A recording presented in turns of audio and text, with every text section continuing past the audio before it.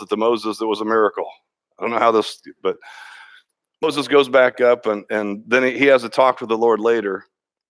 And the Lord says, listen, I'll let you guys go, and I'll give you victory, but I'm not going with you. Moses like, that's not okay. That is not okay.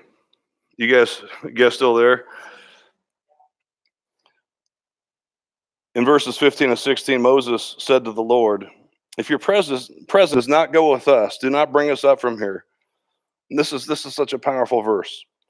For how then will it be known that your people and I have found grace in your sight, except you go with us?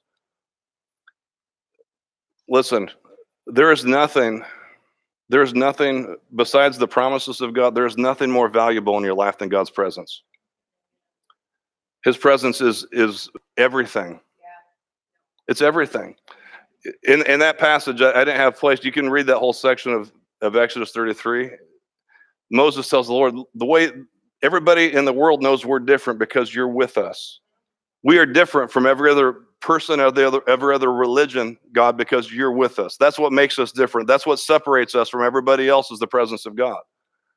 His presence is what separates and changes you and differentiates you between the Buddhist and the Hindu.